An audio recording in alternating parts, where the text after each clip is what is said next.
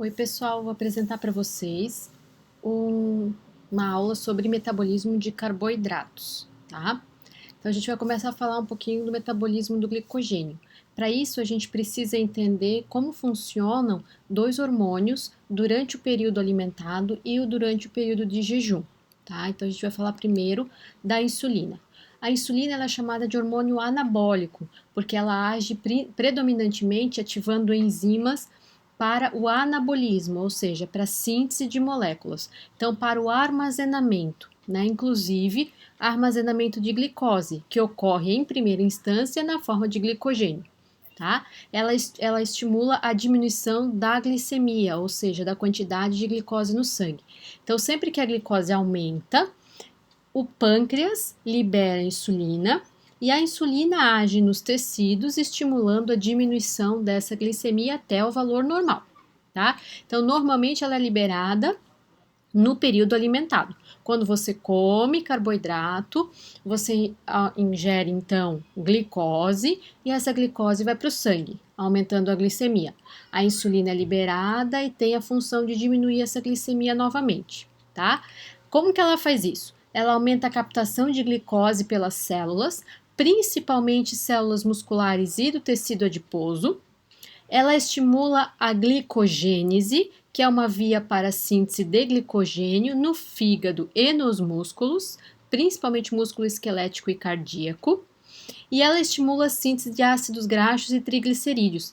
Então, se a gente come muito carboidrato, a gente acaba tendo um excesso de glicose para ser armazenado em glicogênio, e quando os estoques de glicogênio estão muito cheios, aí a gente armazena esse excesso de glicose na forma de lipídios.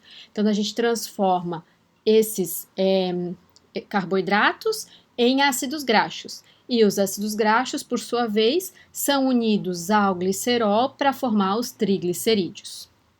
Tá? Então, isso tudo ocorre no estado alimentado, quando está sobrando nutrientes, sobrando glicose. A insulina age para diminuir a glicemia, aumentando a entrada de glicose nas células e estimulando seu armazenamento na forma de glicogênio e na forma de lipídios. Tá? Aí a gente tem, no período de jejum, um hormônio que a gente chama de glucagon. Ele é um hormônio contrarregulatório da insulina. O que isso significa? Tudo que a insulina estimula, o glucagon inibe. E tudo que o glucagon estimula, a insulina inibe. Então, quando a glicemia começa a baixar, a gente está muito tempo sem comer, a glicemia baixa, o pâncreas, novamente, ele libera glucagon e não insulina. Tá? O estímulo para a liberação de glucagon é a falta de insulina. Então, baixou a glicemia, não tem mais insulina, e aí começa a liberar o glucagon. O glucagon ele é chamado de hormônio catabólico, porque ele estimula a maior parte das vias catabólicas para degradar o que foi armazenado no período alimentado. Certo? E aí, uma das coisas que ele faz é estimular o aumento da glicemia. Se ela está baixando, volta ao normal. Ele não causa um excesso de glicose no sangue. Ele aumenta a glicemia até o seu normal, ok? Como que ele faz isso? Estimula a glicogenólise, lise é degradação, glicogenólise é a degradação de glicogênio, tá? Então, ele estimula a degradação de glicogênio no fígado, estimula a lipólise, lise é degradação, então a gente tem degradação de lipídios. Onde que a gente armazena lipídios? Lá no tecido adiposo. Então, ele vai lá no tecido adiposo e estimula a quebra dos triglicerídeos, que são a forma de armazenamento de lipídios. E ele estimula uma outra via que se chama cetogênese, para a síntese de corpos cetônicos. Então, são ácidos e cetonas que são produzidos pelo fígado a partir de lipídios no período de jejum muito longo. Então, quando você está com tanta fome e começa a ter dor de cabeça por causa da fome, é porque você já está produzindo corpos cetônicos. Então, ou você tem um metabolismo muito rápido, que consome rapidamente a sua glicose e ela baixa muito, e aí precisa produzir corpos cetônicos mais cedo, ou você tem um metabolismo mais lento, e aí a sua glicemia vai baixando mais devagar e demora mais para você fazer a cetogênese, tá? Então, os corpos cetônicos, eles são liberados quando a sua glicemia está baixa, não tem glicose para todo mundo usar, então produz uma substância que as células todas conseguem utilizar para produzir energia. Só que essas substâncias são ácidas, são corpos cetônicos. Depois a gente vai ter aula sobre eles. E esses corpos cetônicos, eles acidificam o sangue, podendo gerar o que nós chamamos de cetoacidose, tá? Patologicamente, a cetoacidose é grave somente no diabetes tipo 1. Dietas sem carboidrato não levam à cetoacidose. Levam à cetogênese, produção de corpos cetônicos, porém não levam à cetoacidose grave, acidificação do sangue por corpos cetônicos de forma grave. Isso a gente vai discutir também lá na frente quando a gente estiver falando de corpos cetônicos, ok? Então o glucagon, ele age no fígado e no tecido adiposo. No fígado ele estimula a degradação de glicogênio, para liberar a glicose e jogar no sangue, aí ele aumenta a glicemia. No tecido adiposo, ele estimula a degradação de lipídios, triglicerídeos, para liberar ácidos graxos para fonte de energia para as células. E no fígado, novamente, ele estimula a cetogênese, que é a síntese de corpos cetônicos a partir de lipídios, ok? Então, a gente vai falar hoje sobre a ação do glucagon no glicogênio e a ação da insulina sobre o glicogênio, tá? O glucagon, ele não tem receptor nos músculos, então ele não age nos músculos. O glicogênio muscular, ele não é degradado em qualquer jejum que a gente fica, né? Qualquer liberação de glucagon não é capaz de ativar a degradação de glicogênio do músculo, só do fígado. Tá? É um mecanismo de proteção. A gente vai voltar depois a falar um pouquinho mais sobre isso, ok?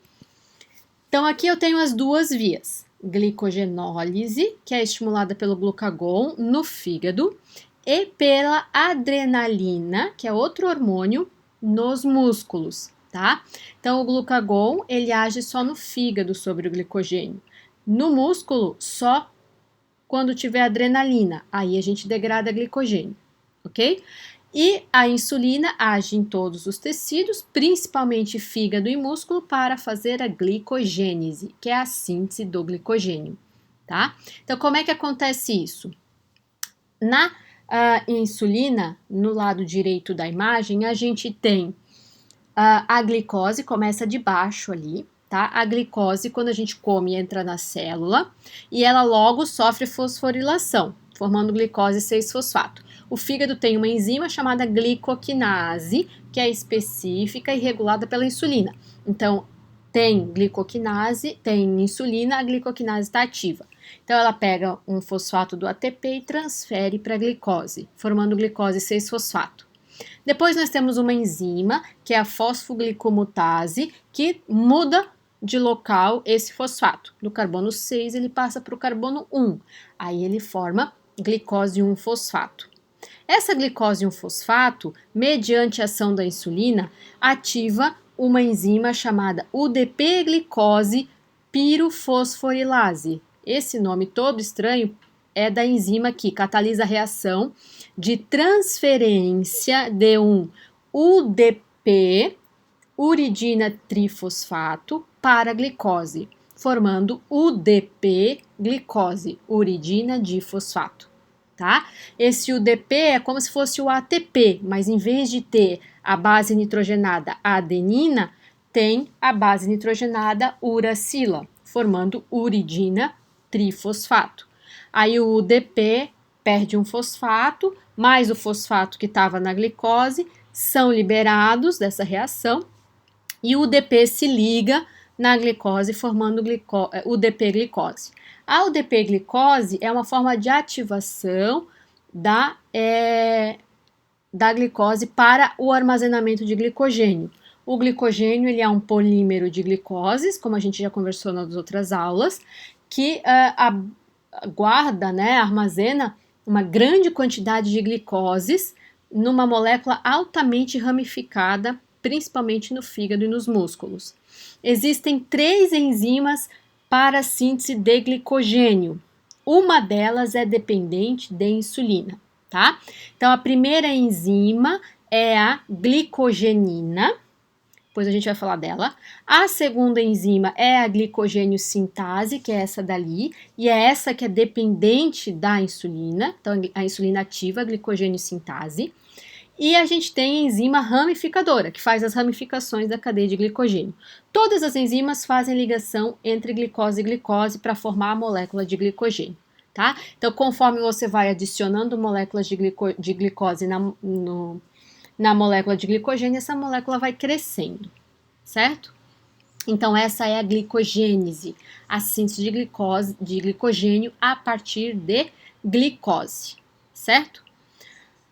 Quando a gente está em jejum, vem o glucagon, ou quando a gente está em atividade física, vem a adrenalina e agem sobre o glicogênio. Aí a gente começa na parte de cima das reações à esquerda no slide. Então, começa ali o glicogênio, que foi armazenado anteriormente, ele sofre ação da glicogênio fosforilase, que é uma enzima ativada pelo glucagon e pela adrenalina. Então, só ativa se tiver um desses hormônios, tá? Como o glucagon não age no músculo, a gente não tem ativação dela pelo glucagon, só pela adrenalina. No fígado tem pelos dois. Então, a glicogênio fosforilase vai pegar uma molécula de glicogênio e vai quebrar ligações da glicose desse glicogênio, liberando glicose 1-fosfato. Essa glicose 1-fosfato, pela mesma enzima fosfoglicomutase, vai trocar de novo o lugar do fosfato na glicose. Do carbono 1 agora vem para o 6, só vai fazer a reação inversa.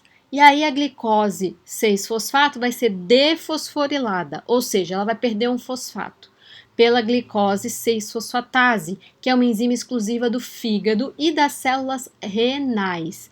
As células renais também liberam glicose livre. Então, a glicose 6-fosfato perde o fosfato e libera a glicose livre, que é então jogada na corrente sanguínea, ok? Se for no músculo, o que vai acontecer? O músculo não tem glicose 6-fosfatase, vai parar a reação ali na glicose 6-fosfato. A partir do momento que forma a glicose 6-fosfato, ela é degradada em piruvato e utilizada para produzir energia, ok? Aqui nós temos então alguns detalhes da síntese e da degradação de glicogênio, então especificamente da síntese. Então, como eu tinha comentado com vocês, a síntese de glicogênio, ela depende da ativação da glicose, isso significa que a glicose precisa ser ligada a um UDP, que é uridina difosfato, para que ela seja reconhecida pelas enzimas de síntese de glicogênio, que são a glicogenina, a glicogênio sintase e a enzima ramificadora. Então, são 3 enzimas que fazem parte da síntese de glicogênio. Para que a síntese ocorra, as enzimas precisam reconhecer a glicose que será armazenada. Então, a UDP-glicose é a glicose ativada para que essas enzimas reconheçam a glicose para armazenamento. Então, a glicose, ela entra na célula, ela é fosforilada no seu carbono 6. A partir daí, ela é ligada a um UDP, que é proveniente do UTP, que está mostrado ali na imagem na região superior. E aí a gente tem a liberação do fosfato e a ligação do UDP na glicose, formando o UDP-glicose. A partir daí, a glicose é então reconhecida pelas enzimas para a síntese de glicogênio. Isso ocorre nas células hepáticas e nas células musculares predominantemente. Então, aqui eu tenho a demonstração das 3 enzimas envolvidas na síntese de glicogênio: a glicogenina, a glicogênio sintase e a enzima ramificadora. Então, ali em cima, no início da sequência de reações, tem a demonstrada a glicogenina. Ela é uma enzima que inicia a síntese de glicogênio. A glicogênio-sintase, ela não consegue identificar resíduo livre de glicose para anexar outros resíduos livres. Então, ela identifica um resíduo livre, mas ela precisa ter uma cadeia para anexar esse resíduo. Então, ela não pega dois resíduos livres e liga entre si. A glicogenina não, a glicogenina liga em si mesma, ela é uma enzima com uma característica diferente, como eu já havia comentado, pois ela se altera na reação, ou seja, ela faz parte do produto da reação dela. Então, ela liga nela mesma resíduos de glicose. Então, ela reconhece os resíduos de UDP-glicose, liga a glicose liberando o UDP, que nem demonstrado na primeira reação da imagem. A partir daí, ela liga um segundo resíduo de UDP-glicose, descarta o UDP e assim ela vai anexando até 8 resíduos de glicose entre si, para que a partir daí a glicogênio-sintase alongue a cadeia. Então, a partir de 8 resíduos de UDP de glicoses ligados entre si, a glicogênio-sintase toma frente na síntese de glicogênio. Então, 8 resíduos são adicionados pela glicogenina. Depois vem a glicogênio-sintase e começa a alongar essa cadeia a cada 8 a 12 resíduos, já que é o glicogênio, a cada 8 a 12 resíduos de glicoses ocorre uma ramificação, que é desencadeada, é catalisada pela enzima ramificadora. Então, a glicogenina inicia a síntese do glicogênio através da ligação de 8 resíduos de glicose em si mesma. A partir daí, a glicogênio-sintase alonga essa cadeia através de ligações alfa-1,4 entre as glicoses, formando as amiloses. A cada 8 a 12 resíduos de glicoses, ocorre uma ramificação através da ação da enzima ramificadora, que catalisa reações alfa-1,6 entre as glicoses. A partir do momento em que o glicogênio está pronto, a glicogênio-sintase e a enzima ramificadora, elas são descartadas desta molécula, permanecendo a glicogenina ligada à molécula. Então, o número ou a quantidade de glicogênios que nós temos dentro das células depende do número de glicogeninas que essa célula possui. Como que eu aumento a quantidade de glicogênio numa célula? Eu aumento através do estímulo da síntese de novas glicogeninas. Isso ocorre predominantemente na célula muscular, quando ela precisa de mais glicose, de mais energia, como a célula muscular treinada.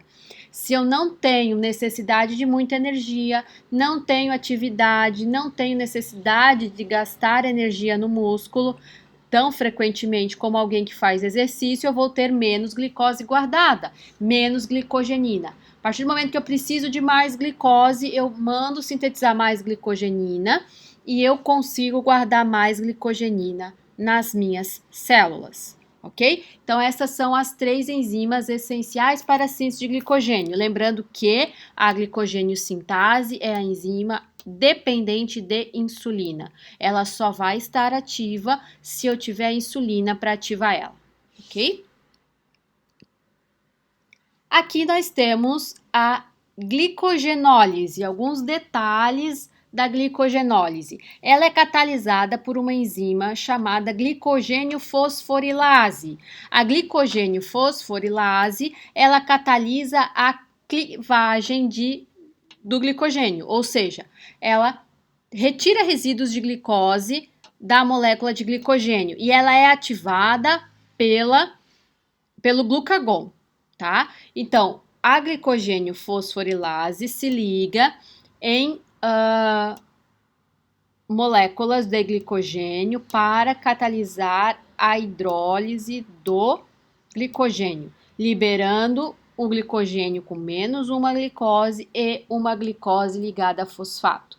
Então, ela não usa ATP, ela usa fosfato inorgânico. Ela liga o glicogênio mais um fosfato inorgânico, catalisa a ligação desse fosfato na glicose que será liberada, formando glicose 1-fosfato, que depois entrará na glicólise, Se for célula hepática, esse fosfato vai ser liberado e então a glicose sairá da célula, tá? Outra enzima que participa da glicogenólise é a enzima de desramificação, já que as ligações alfa 1,6, que são as ligações da ramificação, não são clivadas pela glicogênio fosforilase. A glicogênio fosforilase cliva ligações alfa 1,4 entre as glicoses da amilose, que é a cadeia linear, enquanto a enzima de desramificação cliva ligações da alfa 1,6. Então, a gente tem a clivagem total do glicogênio, ok? E a última via para o metabolismo de carboidratos, da glicose especificamente, é a gliconeogênese. Glico vem de glicose, neo de nova e gênese de síntese. Então, nós temos ali síntese de nova glicose, tá? Essa síntese de nova glicose ocorre apenas em 2 tecidos, no fígado predominantemente e nos rins, quando a glicemia está muito baixa e o fígado não está conseguindo manter a glicemia sozinho. Em períodos de jejum prolongado, o rim começa, através da ação do glucagon, sintetizar glicose e liberar glicose no sangue. A gliconeogênese, ela é uma via contrária da glicólise. A glicólise, que nós vimos anteriormente, ela inicia na glicose, ela está demonstrada nessa imagem em rosa, e ela inicia na glicose, formando glicose 6-fosfato, frutose 6-fosfato, frutose 1,6-bifosfato, onde ela é clivada. E aí inicia a segunda parte da glicólise através da formação de dihidroxicetona fosfato, que é convertida em gliceraldeído 3-fosfato. Esse gliceraldeído forma um 3-bifosfoglicerato, 3-fosfoglicerato, 2-fosfoglicerato, fosfoenol piruvato e 2 moléculas de piruvato. Isso nós vimos anteriormente. Algumas reações da glicólise, a primeira, a terceira e a última, ou seja, a 10ª, são irreversíveis com a mesma enzima. As outras reações são catalisadas pela mesma enzima, tanto num sentido da reação como no outro. Então, para nós sintetizarmos glicose, nós precisamos ter algum desses intermediários da glicólise para que ela suba, ou seja, ela entre na via de síntese. Quando que a enzima vai saber que ela tem que catalisar uma ou outra reação? Dependendo da oferta de substrato e de produto e da ação dos hormônios, insulina ou glucagon. No fígado, a glicólise é estimulada pela insulina, enquanto o glucagon estimula a gliconeogênese. Dependendo do hormônio agindo na célula hepática, eu vou ter ativação da hexoquinase, da fosfofrutoquinase 1 e da piruvato-quinase, estimuladas pela insulina. Ou eu vou ter a ação da piruvato-carboxilase, fosfoenol piruvato carboxilase, que é essa PEP-carboxiquinase, a frutose 1,6-bifosfatase 1 e glicose 6-fosfatase. Então, dependendo do hormônio que eu tiver, eu vou ativar uma das enzimas específicas da glicólise ou da gliconeogênese. Importante lembrar que o fígado, durante o período de jejum, onde há a liberação de glucagon pelo pâncreas, porque a glicemia está baixa, ele tem a ação de sintetizar glicose, ativa a gliconeogênese e tem inibida a glicólise, que é a sua degradação, ok? A glicólise, ela fornece para a célula 2 ATPs, como nós fizemos no cálculo da última aula, e a gliconeogênese consome, como demonstrado no quadro verde abaixo na imagem, consome 4 ATPs, 2 GTPs e 2 NADH, então são todas moléculas energéticas. Então, é muito custoso para a célula produzir glicose. Porém, a célula hepática tem a função de manter a glicemia durante o período de jejum. Isso é essencial para entender o metabolismo. A função da célula hepática no jejum ou sempre que a glicemia baixa é jogar a glicose no sangue. A partir da onde? A partir do seu glicogênio ou a partir da gliconeogênese. Ele vai utilizar aminoácidos ou ele vai utilizar lipídios para produzir glicose. A manutenção da glicemia é essencial e vital para os seres vivos. Então, precisa sintetizar glicose para manter a glicemia, tá? Então, os neurônios, que são as nossas células do sistema nervoso central, são dependentes de glicose, pois usam quase que exclusivamente a glicose como fonte de energia. Por isso, o fígado precisa manter normal os níveis de glicose, mesmo que a pessoa ou o animal não façam ingestão de alimento por muito tempo. É essencial e ele tem duas vias predominantes. A glicogenólise, que é a degradação do seu glicogênio. A partir do momento que acaba, ele tem uma única alternativa, a gliconeogênese. Enquanto tem glicogênio, ocorrem as duas vias. Quando acaba o glicogênio, inicia apenas a glicogenólise. Então, no início do jejum, esse jejum que a gente fica entre as refeições, ocorre produção de glicose via glicogênio e aminoácidos e lipídios. Então, eu tenho glicogenólise e gliconeogênese ativas. No jejum prolongado, ou seja, depois que acabou o glicogênio no fígado, eu tenho apenas gliconeogênese. Na bioquímica, nós dividimos jejum curto e jejum longo pela quantidade de glicogênio hepático. A partir do momento que acaba o glicogênio hepático, inicia o jejum longo. Por quê? Porque ocorrem alterações metabólicas significativas nesse órgão para a manutenção da glicemia. Ok? Isso a gente vai ver mais para frente no semestre. Certo? Obrigada pela atenção. Até a próxima.